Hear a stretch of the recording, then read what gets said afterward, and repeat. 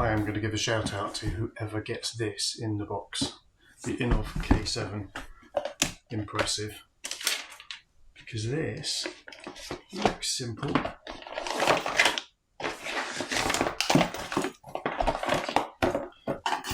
That's a lot of stuff. There we go. That's my classic unboxing video. I hope you all enjoyed that. So this is the Innovv K7. It's a dual dash cam. I like the thought of this because it's just a set and forget. I can pull footage off there if I need to as a dash cam. Could get away with using it as a bit of an action cam for some of the scene footage if I'm just not recording at the time. But we'll come on to that later and I'll do a little bit of a comparison. I'm just comparing it how I normally record my on-bike footage. But hope you enjoy this. Okay, so installation was not as hard as I expected. It does take a little bit of planning. My advice would be not to commit to anything wire-wise until you've thought through all the cabling routes, where you would prefer the cameras mounted and where the main control boxes are going to go. The remote control sits on the handlebar, that's simple enough. I've decided to put the main control unit under the bike seat as there just happens to be a handy little nook just the right size for it. I've got my GPS receiver under the back seat as it seems to get a signal fine just there, and I've got the cameras mounted discreetly attached to my rear rack and to my front spotlight. The camera mountings are likely going to be different for every user. I'd always recommend a mechanical fixing rather than a sticky pad for more security and less chance of it detaching over time. For me, the front spotlight location is nice because it was easy to fix. I already have a cable route there for my spotlight and I like the low down angle it gives. On the rear, I just happen to have a mounting hole in the SW Motec luggage rack, which is perfect for the job, and I can route the cable under the rear seat quite easily. I'm not going to go into huge detail on how to run all the cables, and instead I'm going to point you to an excellent video for the R1250GS by a YouTube channel called abikething in the description, which explains panel by panel how to run the cables around the bike. Video is for a different Innovv camera, but the theory is exactly the same. Abikething also sell these cameras as well. He's a good seller, not too far from where I live. Happy to recommend him. They can also fit the cameras for you if you have any nervousness around doing it yourself. I think Teapot One also had his fitted there quite recently. All said, very happy with how discreetly it fits on the bike once installed, although my left handlebar is now starting to look quite like the Starship Enterprise, but I know what each button does. Also, with the way the box is installed under the seat, it's dead easy to access the SD card to download footage rather than needing to go through the app. So in use, firstly, this is not an action camera, it's a dual dash cam. It's quite an important differentiation now. I'll show you the difference in the footage and you'll see why I say that. It's important because if people are going to be buying this and then disappointed with the quality of the footage, that's a little unfair when you're looking at what this is designed for and also how it's installed by the bike, how it's set up to work. If you want the sort of glamorous, glorious scenic footage, you're probably better off with a dash cam. However, this is usable. And the beauty of this thing is it's just running all the time. So if something interesting or exciting happens on the road, you will have a record of it, which you could use. As well as the safety aspects and looking after it. On a 512 gig card, which is the maximum this camera will take, you can record around 35 hours of footage at 2K before it starts overwriting the old stuff on the loop.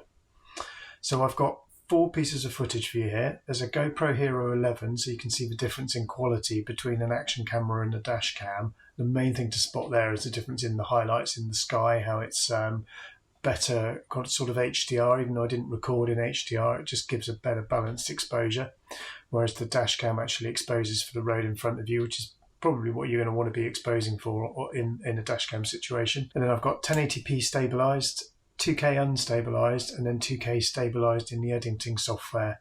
So letting it run, you can make your own minds up as to the usability and the quality.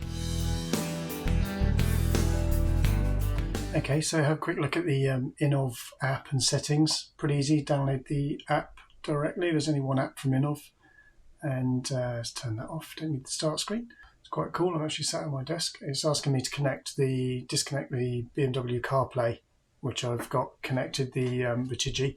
So you can only connect it to one thing at the same time. I think the password is 1, 2, 3, 4, 5, 6, 7, 8 for the Innovv. And then if I go back to the app, and I can look at the camera, so you can see the front camera, I can flick to the front, rear, or front and rear. Then you can take a photo. If you want to take a photo, just click that button there at the bottom. You've got camera files and local files. Local stuff is photos I might have taken. Camera files here, you've got all of the different types, and you can have a look at the continuous stuff. That's all the photos that have been recorded automatically. All the videos that have been recorded automatically. And then you go back to key ones are settings. The other ones are really just feedback, the forum, connecting on the web FAQs. This one is the main settings app. Might rain soon, good job on Min. So you can change the Wi-Fi name, you can change the Wi-Fi password, you can change whether you want it working on 5G or 2.4G. 5G is a faster connection, 2.4G is more range, not really bothered about the range. I'm sat about 10 meters away from the bike and I'm still absolutely fine connecting to it on my phone. Wi-Fi active duration, it's on 5 minutes or 10 minutes. That's from when you turn on the bike. So you can actually get it to turn the Wi-Fi off automatically after a little while. You just cycle the power, it'll come back on again. So here's where you set the resolution, this next one. So you've got 1080p 60, 2K 30 or 1080p 30, and the EIS is image stabilization, as you've seen in some of the old videos. Bitrate, leave that to high. It'll give you a smaller file if you choose low or medium, but you'll see lower resolution. You can flip and invert the image orientation on the cameras if you want to, depending on how you've got the camera turned. Just in case you, for example, you've turned it upside down, installed it upside down. A tip on that, the Innovv writing on the camera is up if you want it just facing normally. On the recording settings, that's how long the loop is before it starts a new file. Preview recording switch is, I've set that to front and rear. I have no idea what that does. I've not been able to find out either.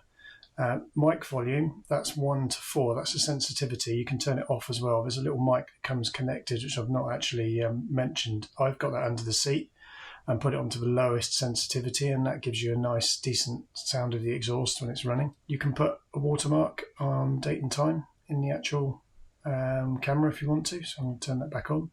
You've got speed display showing, you can speed units, miles per hour or kilometers per hour.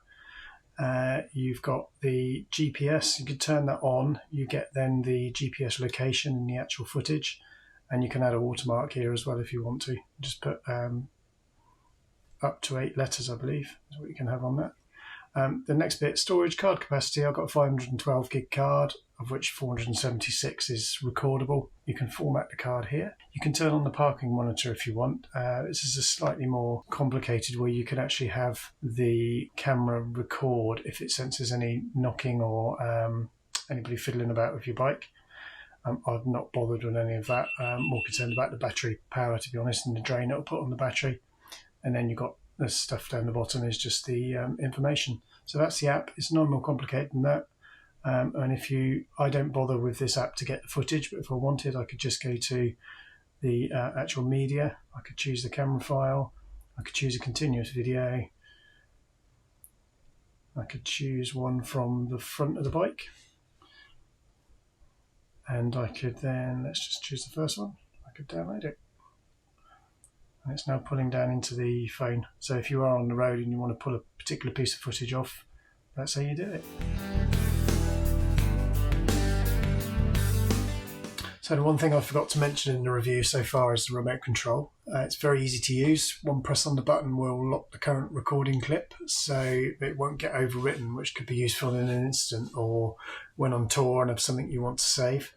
2 presses quickly, takes a photo. Holding it for 10 seconds does a system reset. That's it. There are a ton of light meanings, so I've put the chart up on the right, which you'll be looking at whilst I'm talking to give you a flavour of what they mean. Really, the ones to watch is any light flashing very quickly, as that means there's an error with the SD card or with one of the cameras being disconnected. Other than that, not much to say about the system. It's genuinely set and forget, other than the settings and changes you can make in the app. I like it. It's good for a dash cam. It's got discrete cameras, pretty easy to install. The app is polished, usable.